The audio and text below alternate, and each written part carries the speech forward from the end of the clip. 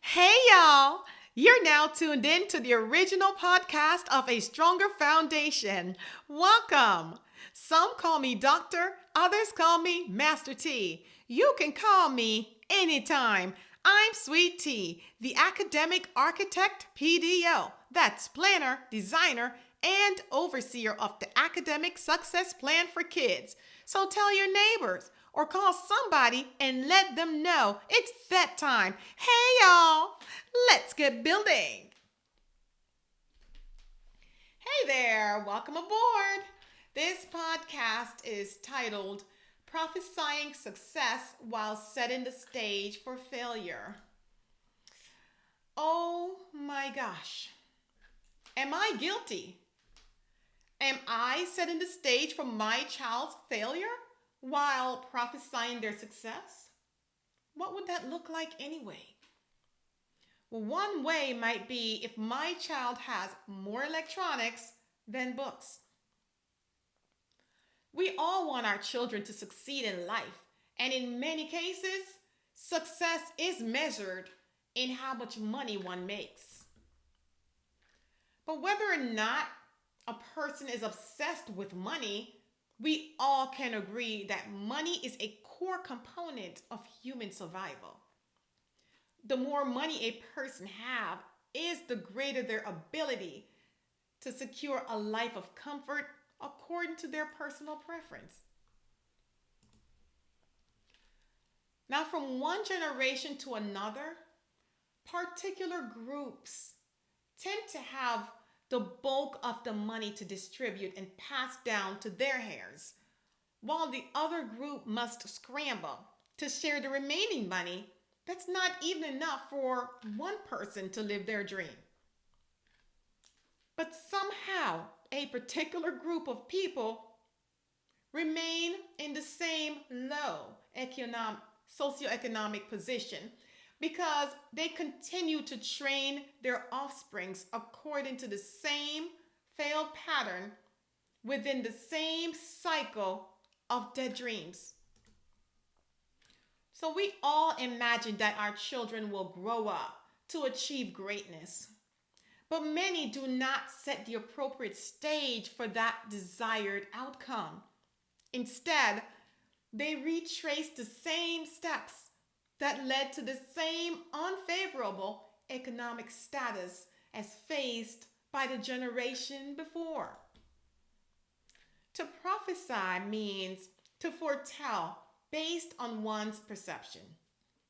But how can one predict long term prosperity for the life of a lethargic learner? How could it be rationalized for one to prophesy academic success of a child who is plagued with the LH virus? The only rationale is that the prophecy is based almost solely on faith, hope, and well wishes.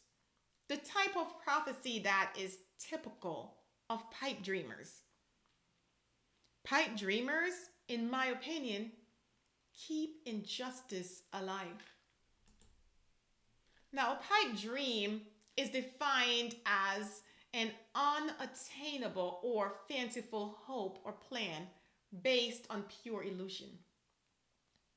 Children who have pipe dreamers as parents are unfortunate. What I mean by saying it keeps injustice alive is that in many cases, a lack of education results in a type of lifestyle in which one is unable to take advantage of the best things in life. Then, as frustration begin to sink in and set in from experiencing one closed door after the other, an individual may fail to make the connections between those closed doors and a lack of academic childhood preparation.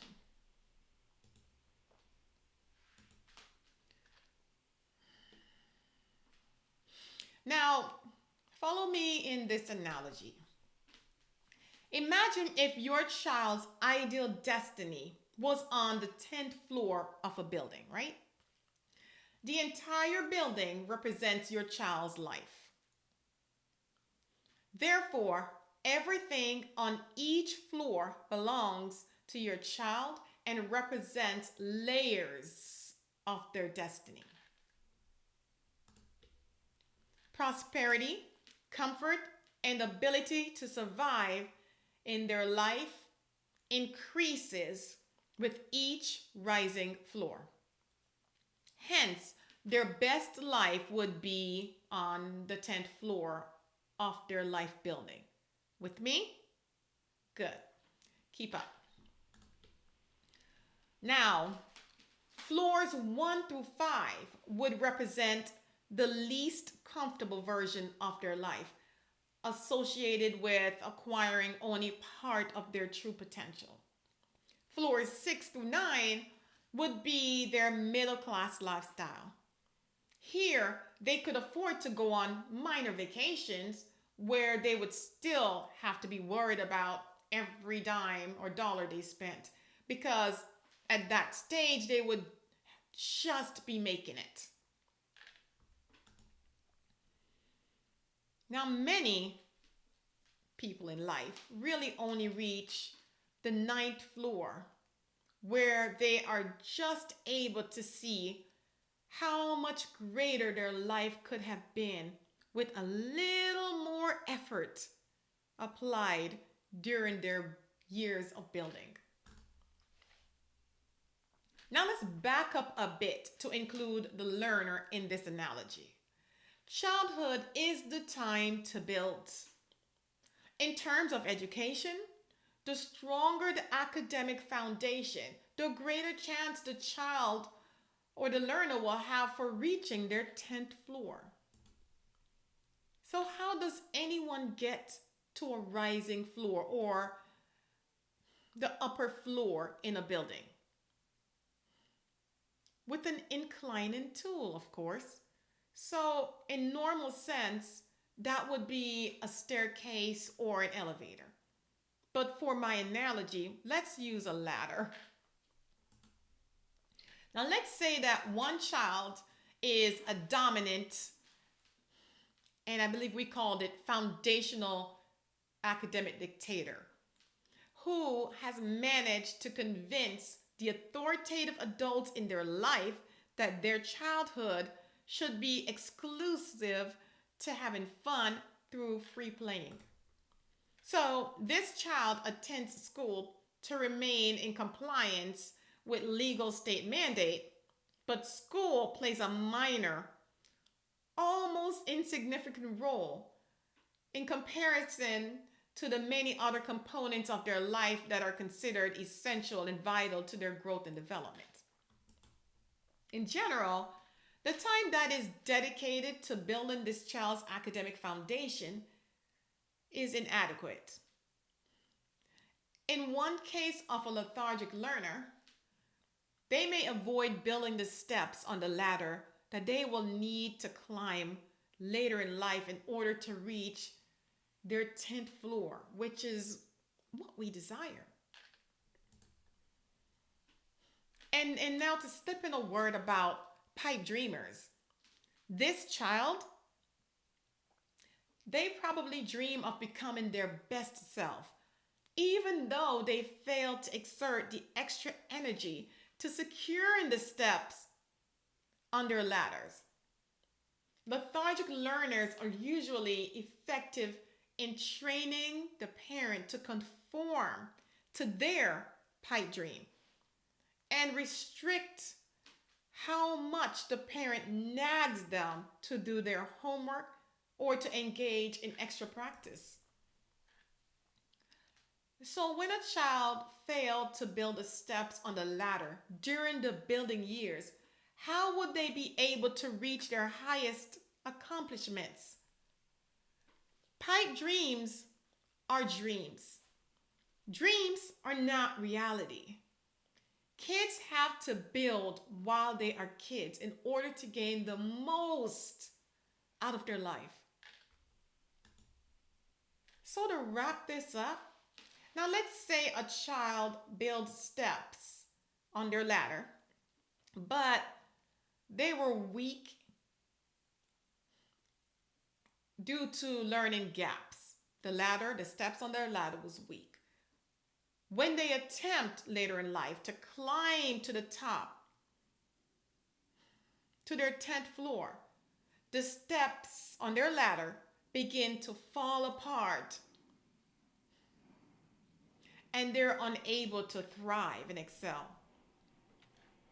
Or let's look back at the case I mentioned earlier, in which the steps were able to get the child to the 9th floor where they could tiptoe and see the life that could have been theirs had they not fall just short of their ideal future.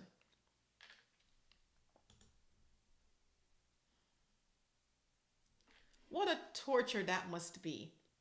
To get so close to your ideal future self, to your ideal destiny, so that you can actually tiptoe and look and see that version of who you could have been, but instead just fall just too short.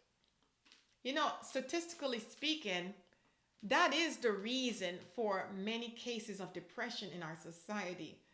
When individuals suddenly realize that they may never amount to the dream, all after coming so very close. Now, this is the story of the pipe dreamers. But it's a story that our children can rewrite with adults' help. The first step is for parents to awake from their pipe dreams and face reality. Let's make a commitment together that we will devote our efforts to guiding our children as they build the steps on their ladders. It requires simple decisions to provide balance between academic work and play. Now, to break it down in layman's terms, it's okay to dream that your child may one day be discovered by Hollywood and become a great star, or that they may be drafted in the big league sports and become a baller, but at least be compassionate enough to secure a sturdy academic plan B. The chances of achieving success through education is highly underrated.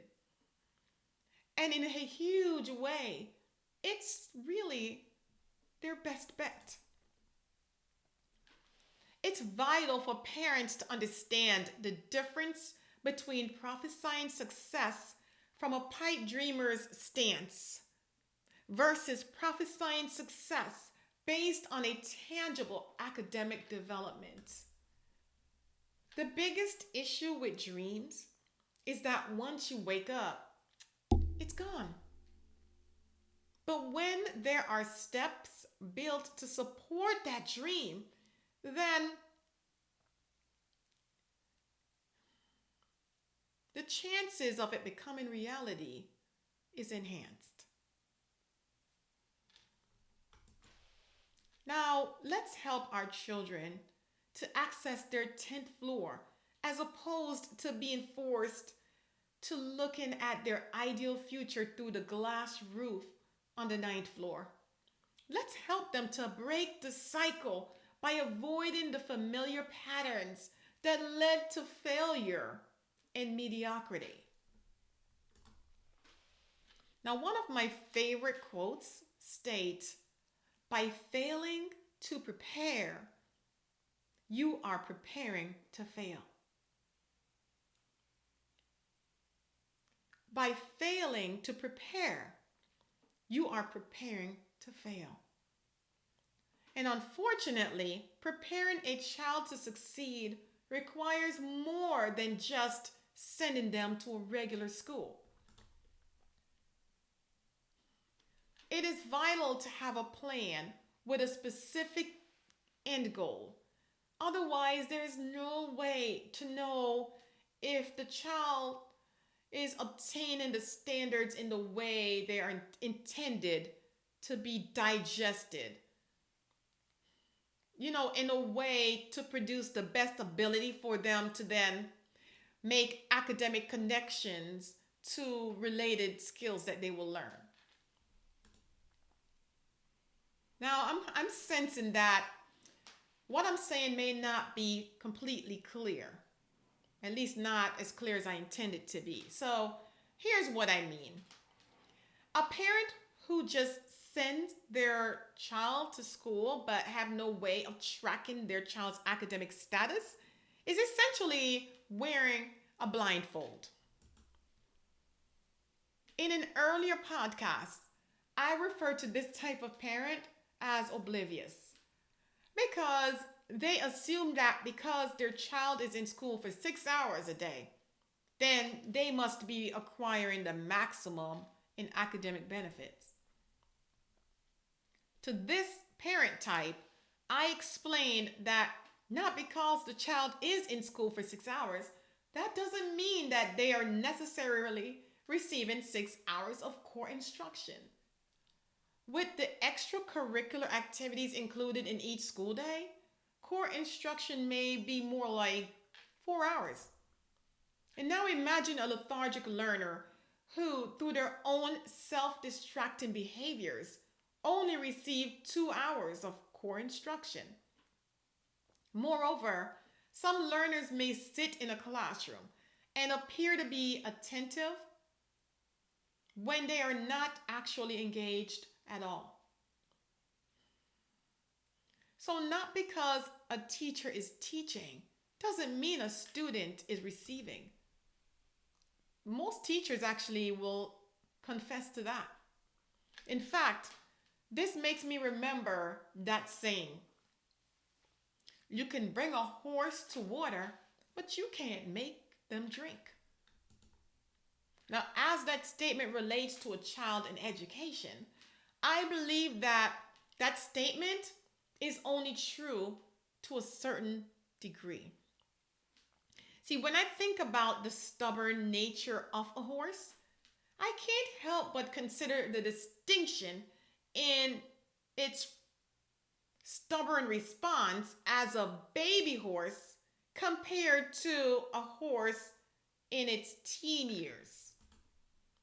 I imagine that in its early years, a stubborn horse can be easily forced to drink the water as its strength isn't much greater than the human guiding it. But a teen horse would be more challenging as it's too heavy, it's developed greater strength and stubbornness, and it's no longer easy to be pushed around. Not to mention the great difference it would be to manage a horse inside a gate versus once the horse is outside of the gate and wild. See, while inside the gates, the horse may still jump and kick and carry on in a wild, resistant way. But as long as it's inside the gate, there is still a better chance of controlling it. A horse outside of the gates represents trying to rope in a lethargic learner after the academic drop-off zone that we've previously discussed. Beyond the primary grade years, a child has matured beyond the former innocent stage in their attitude, back when they were easily influenced and maybe moldable. Beyond the drop-off zone, learned helplessness has fossilized.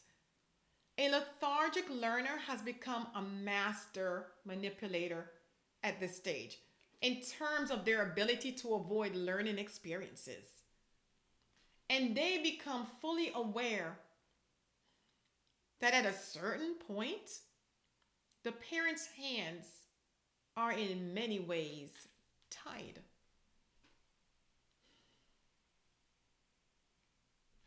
in the classroom, providing those amazing wealth and access to all this awesome digital learning resources and tools. Offering these to students is like bringing them to the water. It's all right there. But just like in the case of the horse, you cannot make them interact or engage with those amazing resources in a way that will benefit them. And it's not because the resources isn't invaluable in terms of its potential to provide exceptional knowledge to the child, but rather it's due to the lack of interest that the child has towards it. A significant amount of learners have lost interest in the manual book. And so, in many cases, the books have been improved with entertaining features and digital, excitement. But what I realize is that the students are quickly growing weary of the improved digital versions of the books as well. So, what's the answer and possible solution? Well, from my personal experience, when it comes to stubbornness, the best strategy is to apply the reverse method of convincing the learner to embrace the idea that learning is actually their personal idea and that it's what they really want to do. And there are ways to do that. So, once more, it's not enough to just send a child to school and expect that they will be able to reach their 10th floor. Because essentially, there is no way of tracking the child's alignment with their personal life targets and goals by just sending them to school without, again, a tracking plan. Bottom line is that establishing a transparent academic success plan for children eliminates the need for pipe dreams that are disconnected from tangible action steps. Now, what I've heard throughout my mission from talking to many sources is that I've heard it said that this process in which some kids excel and many others fall short, that this is the way of leveling the playing field. Now, I just feel like the field should be rotated every once in a while so that more people in the top small percent of our nation's wealth looks a little more like me. So, where is that key for unlocking the justice that's been promised? It's buried deep inside the books. So let's start digging. Be careful that the stage you are setting for your child is in line with your prophecy for them and for their success. Thank you so much for listening.